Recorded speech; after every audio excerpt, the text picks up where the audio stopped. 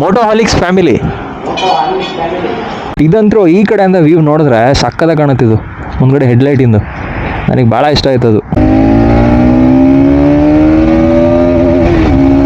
RPM limit ನೋಡ್ರಿ.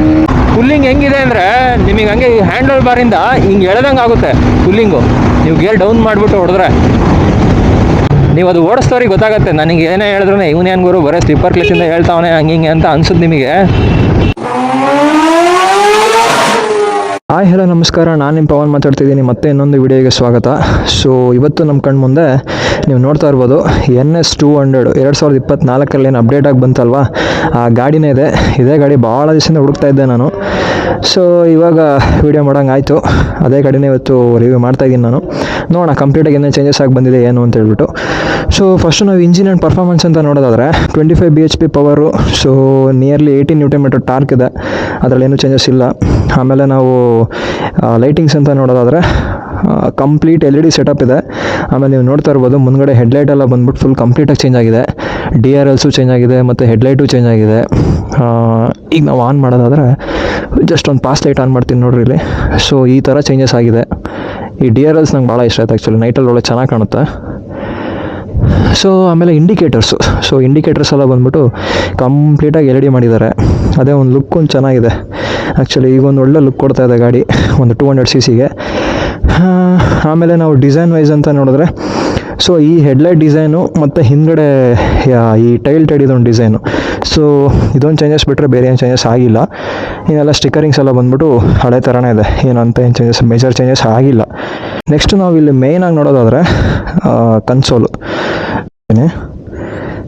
ನೀವು ನೋಡ್ತಾ ಇರ್ಬೋದು ಸಕ್ಕತ್ತಾಗಿ ಕಾಣಿಸ್ತದೆ ಅದು. ಆಮೇಲೆ ಇಲ್ಲಿ ಲೈಟಿಂಗ್ಸು ಅಷ್ಟೇ. ಸೊ ಹಳೇದು ಒಂಥರ ಚೆನ್ನಾಗಿತ್ತು. ಸೊ ಡಿಜಿಟಲ್ ಅನಲಾಗ್ ಎರಡು ಮಿಕ್ಸ್ ಇತ್ತು, ಬಟ್ ಇದು ಇನ್ನೂ ಒಂದು ಅಡ್ವಾನ್ಸ್ ಲೆವೆಲ್ ಅಂತ ಹೇಳಿ ಕಂಪ್ಲೀಟ್ ಡಿಜಿಟಲ್ ಮಾಡಿದ್ದಾರೆ. ಸ್ಮಾರ್ಟ್ಫೋನ್ ಕನೆಕ್ಟಿವಿಟಿ ಇದೆ ಇದರಲ್ಲಿ ನಿಮಗೆ. ಆಮೇಲೆ ನ್ಯಾವಿಗೇಷನ್ಸ್ ಇದೆ. ಆಮೇಲೆ ಕಂಪ್ಲೀಟ್ ಎಲ್ಲ ನೀವು ಫೋನಲ್ಲ ಇನ್ಫಾರ್ಮೇಷನ್ಸ್ ಎಲ್ಲ ನೋಡ್ಕೋಬೋದು, ಕಂಟ್ರೋಲಿಂಗ್ ಎಲ್ಲ ಮಾಡ್ಕೋಬೋದು. ಇಲ್ಲೆಲ್ಲ ಚೆನ್ನಾಗಿದೆ ಅದೊಂದು ಆ್ಯಕ್ಚುಲಿ. ಮೇಯ್ನಾಗಿ ಬಂದುಬಿಟ್ಟು ಇದರಲ್ಲಿ ಪರ್ಫಾರ್ಮೆನ್ಸ್ ವೈಸಲ್ಲಿ ಒಂದು ಅಪ್ಡೇಟ್ ಆಗಿದೆ. ಏನಂತ ಅಂದರೆ ಸ್ಲಿಪ್ಪರ್ ಕ್ಲಚ್ಚು.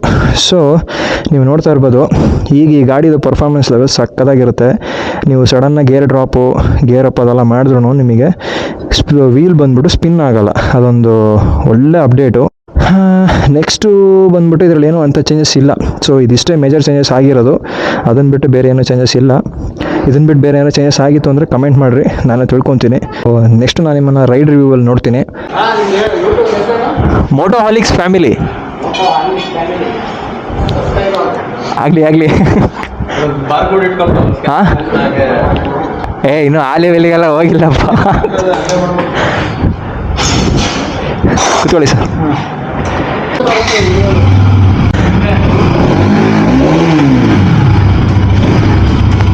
ಸರ್ ಅಲ್ಲಿ ಸೆಕ್ಯೂರಿಟಿಲಿ ಬರ್ಸ್ಬೇಕಾ? ಲಾಸ್ಟ್ ಟೈಮ್ ಬರ್ಸಿರ್ಲಿಲ್ಲ ಅಂತ ಅವ್ರು ಬಂದು ಕೇಳ್ತಾಯಿದ್ರು.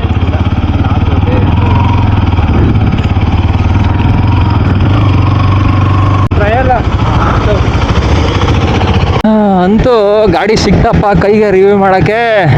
ಯೋ ಎಷ್ಟು ದಿವಸದಿಂದ ಕಾಯ್ತಾ ಇದ್ದೆ ನಾನಂತರೂ. NS 200 ಅಪ್ಡೇಟ್ ಆದಾಗಿಂದ ನಾನು UST ಅಪ್ಡೇಟ್ ಆದಾಗಿಂದನೂ ಓಡಿಸಿರಲಿಲ್ಲ, ಕೈಗೆ ಸಿಕ್ಕಿರಲಿಲ್ಲ ಗಾಡಿ, ನನಗೂ ಟೈಮ್ ಆಗಿರಲಿಲ್ಲ. ಈಗ ಎಲ್ಲ ಅಪ್ಡೇಟು ಸೇರಿಸಿರೋ ಗಾಡಿ ಸಿಕ್ಬಿಟ್ಟಿದೆ. ನೋಡೋಣ ಇವತ್ತು. ಫಸ್ಟ್ ಒಂದು ಮಿರರ್ ಸರಿ ಮಾಡ್ಕೊಳ್ಳೋಣ. ಗಾಡಿ ಹತ್ತಿದ್ರೆ ಮಿರರ್ ಕರೆಕ್ಟಾಗಿ ಮಾಡ್ಕೋಬೇಕು.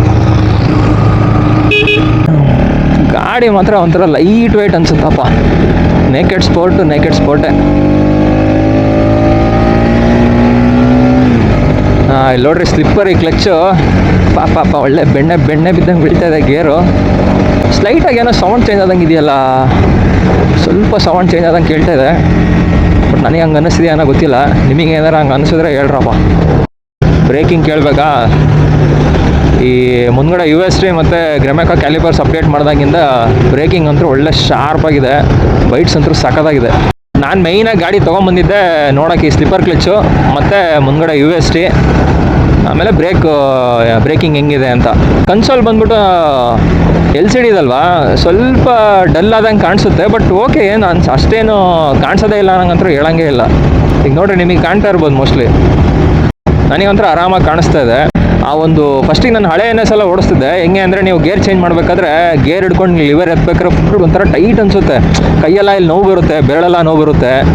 ಆ ಥರ ಫೀಲ್ ನಿಮಗೆ ಇಲ್ಲ ಈಗ. ನೀವು ಕ್ಲಚ್ ಹಿಡಿದ್ರೆ ಸುಮ್ಮನೆ ಹಿಂಗೇನು ಸ್ಮೂತಾಗಿ ಹಿಂಗೆ ಅಂದರೆ ಸಾಕು, ಗೇರ್ ಹಂಗೆ ಟಕ್ಕನಾಗಿ ಬೀಳುತ್ತೆ.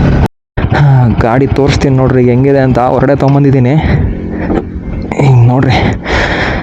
ಹಿಂಗೆ ಕಾಣತ್ತೆ ನೋಡ್ರಪ್ಪ ಗಾಡಿ ಅಪ್ಡೇಟ್ ಆಗಿರೋದು. ಸಕ್ಕತ್ತಾಗಿದೆ. ಫ್ರಂಟ್ ಅಂದರೂ ನಂಗೆ ಭಾಳ ಇಷ್ಟ ಆಯ್ತು. LED ಲೈಟು ಅಷ್ಟೇ, ಆಮೇಲೆ DRLಸು ಅಷ್ಟೇ. ಒಳ್ಳೆ ಎಷ್ಟು ಬ್ರೈಟಾಗಿ ಕಾಣ್ತದೆ. ಅವರೇ ನಮ್ಮ ಜೊತೆಗೆ ಬಂದಿರೋದು ಬಜಾಜ್ ಶೋರೂಮಿಂದ. ಒಬ್ಬರು ಬರ್ತಾರೆ ಜೊತೆಗೆ. ಇಲ್ಲಿ ನೋಡ್ರಿ, ಈ ಕಡೆಯಿಂದ ವ್ಯೂ ಹೆಂಗಿದೆ ನೋಡ್ರಿ. ಬಟ್ ಇದಂತರೂ ಈ ಕಡೆಯಿಂದ ವ್ಯೂ ನೋಡಿದ್ರೆ ಸಕ್ಕತ್ತಾಗಿ ಕಾಣುತ್ತಿದ್ದು ಮುಂದ್ಗಡೆ ಹೆಡ್ಲೈಟಿಂದು.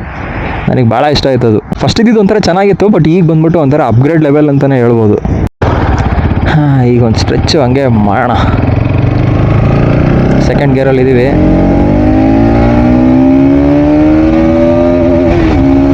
RPM ಲಿಮಿಟ್ ನೋಡ್ರಿ. ಓಕೆ, ಅದನ್ನ RPM ಲಿಮಿಟ್ ಹೊಡ್ಕೊಳಕ್ಕೆ ಬಂತು ಅಂದರೆ ಅವಾಗ ಲೈಟ್ ಬರುತ್ತೆ. ವಾ ಒಳ್ಳೆ ಈಗ ನೋಡ್ರಿ, ಹಿಂಗೆ ಕೊಟ್ಟರೆ ಹಂಗೆ ಎದ್ದೇಳೋದು ಗಾಡಿ ನೋಡ್ರಿ. ಅಲ್ಲಿಂದ ನಾನು ಇಲ್ಲಿ ಬರೋಷ್ಟೊತ್ತಿಗೆ 5 ಗೇರ್ ಆಗದೆ ನನಗೆ ಗೊತ್ತೇ ಆಗಲಿಲ್ಲ ಅಷ್ಟು ಗೇರು. ಸಡನ್ನಾಗಿ ಗಾಡಿ ಅಷ್ಟು ಮುಕ್ತು. ಇಲ್ಲಿ ನಿಮಗೆ ಸ್ಪೀಡ್ ಕಾಣಿಸ್ತಾ ಇರಲ್ಲ, ಯಾಕಂದರೆ ಅವ್ರು ಡಿಸ್ಕನೆಕ್ಟ್ ಮಾಡಿದ್ದಾರೆ ಸ್ಪೀಡೋಮೀಟ್ರ್ ಎಲ್ಲದನ್ನು. ನನಗೆ ಈ ಗಾಡಿ ರಿವ್ಯೂ ಮಾಡೋಕ್ಕೆ ಚಾನ್ಸ್ ಕೊಟ್ಟಿದ್ದಕ್ಕೆ ತುಂಬ ಅಂದರೆ ತುಂಬ ಥ್ಯಾಂಕ್ಸ್. ಸೊ ಸುಪ್ರೀಂ ಬಜಾಜರಿಗೆ ಥ್ಯಾಂಕ್ಸ್ ಹೇಳೋಕ್ಕೆ ಇಷ್ಟಪಡ್ತೀನಿ. ನೋಡ್ರಿ, ಗೇರ್ ಹಂಗೆ ಒಂದೊಂದೇ ಡ್ರಾಪ್ ಮಾಡ್ತಾ ಆ ಎತ್ತಳದೇ ಗೊತ್ತಾಗಲ್ಲ. ಅಯ್ಯೋ ಪುಲ್ಲಿಂಗ್ ಹೆಂಗಿದೆ ಅಂದರೆ ನಿಮಗೆ ಹಂಗೆ ಹ್ಯಾಂಡಲ್ ಬಾರಿಂದ ಹಿಂಗೆ ಎಳೆದಂಗೆ ಆಗುತ್ತೆ ಪುಲ್ಲಿಂಗು, ನೀವು ಗೇರ್ ಡೌನ್ ಮಾಡಿಬಿಟ್ಟು ಹೊಡೆದ್ರೆ. ಇನ್ನು ನನಗೆ ಕಾರ್ನರಿಂಗೆಲ್ಲ ಚಾನ್ಸ್ ಸಿಕ್ಬಿಟ್ರೆ ಸಾಕಾಗಿರುತ್ತೆ. ಯಾಕೆಂದರೆ ನಾನು ನಿಮಗೆ ಎಲ್ಲ ವಿಡಿಯೋದಲ್ಲಿ ಹೇಳಿರ್ತೀನಿ, ಮುಂದ್ಗಡೆ ಕಾರ್ನರಿಂಗ್ ಬಂದ್ಬಿಟ್ಟು ಈಗ UST ಅಪ್ಡೇಟ್ ಆಗಿರೋದಕ್ಕೆ ಡ್ಯುವೆಲ್ ಚಾನಲ್ ABS ಇದೆಲ್ಲ ಇರೋದಕ್ಕೆ ಬಂದ್ಬಿಟ್ಟು ಸಾಕಾಗಿರುತ್ತೆ ಮಾತ್ರ ಕಾರ್ನರಿಂಗು. ನೀವು ಆರಾಮಾಗಿ ಹಿಂಗೆ ಬೆಂಡ್ ಮಾಡಿ ಎತ್ಬೇಕಾದ್ರೆ ಒಳ್ಳೆ ಸ್ಟೆಬಿಲಿಟಿ ಇರುತ್ತೆ ಆ UST ಇರೋದಕ್ಕೆ. ಎಷ್ಟು ಜನ ನಾನು ವೀಡಿಯೋ ಹಾಕಿದಾಗೆಲ್ಲ ಕೇಳ್ತೀರಾ, ನಾನು ಬ್ರೋ ಯಾವ ಬೈಕ್ ತೊಗೊಳ್ಳಿ, NS 160 ತೊಗೊಳ್ಳೋ 200 ತೊಗೊಳ್ಳೋ ಅಂತ. ನೀವು 160 to 200 ಅಂತ ಬಂತು ಅಂದರೆ ನೀವು ಸ್ವಲ್ಪ ಮೈಲೇಜ್ ನೋಡ್ತಾ ಇದ್ದೀನಿ ನಾನು ಹಂಗೆ ಅಂತ ಇದ್ರಿ ಅಂದರೆ 160ಗೆ ಹೋಗ್ರಿ. ಅದೇ ಬ್ರೋ ನನಗೆ ಒಳ್ಳೆ ಪವರ್ ಬೇಕು, ಸಿಟಿಲಿ ಹೆಂಗೆ ಅಂದರೆ ಇನ್ಸ್ಟಂಟೇನಿಯಸ್ಸಾಗಿ ನಿಂಗೆ ನುಗ್ಗೋಕ್ಕೆಲ್ಲ ಚೆನ್ನಾಗಿರಬೇಕು ಹಂಗೆ ಅಂತ ಬೇಕು ಅಂತಿದ್ರೆ ನಾನು ಹೇಳ್ತೀನಿ, ಕಣ್ಣು ಮುಚ್ಕೊಂಡು NS 200ಗೆ ಬಂದ್ಬಿಡ್ರಿ. ಪವರ್ ಹೆಂಗಿದೆ ಅಂದರೆ ನಾನು ಹೇಳ್ತೀನಲ್ಲ, ಸೂಪರ್ ಪವರು. ಬಟ್ 160ಗೂ 200ಗೂ ಬರೀ ಒಂದು 40 cc ಅಷ್ಟೇ ಡಿಫ್ರೆನ್ಸು. ಬಟ್ ನೀವು ಆ ಪವರ್ ನೋಡಿಬಿಟ್ರೆ, ನೀವು ಪವರ್ ರೇಂಜನ್ನ ನಿಮಗೆ ಅದನ್ನು ಊಹೆನೋ ಮಾಡ್ಕೊಳಕ್ಕಾಗಲ್ಲ, ಅಷ್ಟು ಡಿಫ್ರೆನ್ಸ್ ಇದೆ ಮಾತ್ರ. ಬರೀ ಒಂದು 40 cc ಅಷ್ಟು ಡಿಫ್ರೆನ್ಸ್ ಬರುತ್ತೆ ಪವರ್ ಬಂದುಬಿಟ್ಟು. ಒಂದು 200 cc ಏನು ಪವರ್ ಕೊಡಬೇಕು, ಏನು ಫೀಚರ್ಸ್ ಕೊಡಬೇಕು ಎಲ್ಲನೂ ಚೆನ್ನಾಗಿ ಕೊಟ್ಟಿದ್ದಾರೆ. ನೀವು ಅದು ಓಡಿಸ್ತವ್ರಿಗೆ ಗೊತ್ತಾಗುತ್ತೆ. ನನಗೆ ಏನೇ ಹೇಳಿದ್ರು ಇವನೇನು ಗುರು ಬರೀ ಸ್ಲಿಪ್ಪರ್ ಕ್ಲಚಿಂದ ಹೇಳ್ತಾವನೆ ಹಂಗೆ ಅಂತ ಅನ್ಸುತ್ತೆ ನಿಮಗೆ. ಬಟ್ ನಾನು ಅದನ್ನು ಯಾಕೆ ಗೊತ್ತೋತ್ತು ಹೇಳ್ತಿದ್ದೀನಿ ಅಂತ ಅಂದರೆ, ನೆಕ್ಸ್ಟ್ ನೀವು ಗಾಡಿ ಒಂದು ಟ್ರಯಲ್ ನೋಡ್ತಿರಲ್ಲ ಅವಾಗ ಗೊತ್ತಾಗುತ್ತೆ. ಸ್ಲಿಪ್ಪರ್ ಕ್ಲಚ್ ಇಲ್ಲದೆ ಇರೋ NS ಟ್ರೈ ಮಾಡಿರಿ, ಸ್ಲಿಪ್ಪರ್ ಕ್ಲಚ್ ಇರೋ NS ಟ್ರೈ ಮಾಡಿರಿ, ಅವಾಗ ನಿಮಗೆ ಡಿಫ್ರೆನ್ಸ್ ಗೊತ್ತಾಗುತ್ತೆ. ಓಕೆ, ಇಷ್ಟ ಇವತ್ತಿನ ವೀಡಿಯೋ. ಸೊ ಈ ವಿಡಿಯೋ ಇಷ್ಟ ಆಗಿದ್ರೆ ಲೈಕ್ ಮಾಡಿ, ಶೇರ್ ಮಾಡಿ, ಕಮೆಂಟ್ ಮಾಡಿ, ಹೀಗೆ ಸಪೋರ್ಟ್ ಮಾಡ್ತಾ ಇರ್ರಿ ಅಂತ ಹೇಳ್ತಾ ಈ ವಿಡಿಯೋನ ಇಲ್ಲೇ ಮುಗಿಸ್ತಾ ಇದ್ದೀನಿ. ಸೇಫಾಗಿ ರೈಡ್ ಮಾಡಿ, ಹೆಲ್ಮೆಟ್ ಇಲ್ದಂಗೆ ರೈಡ್ ಮಾಡಬೇಡಿ. ಓಕೆ, ಬಾಯ್.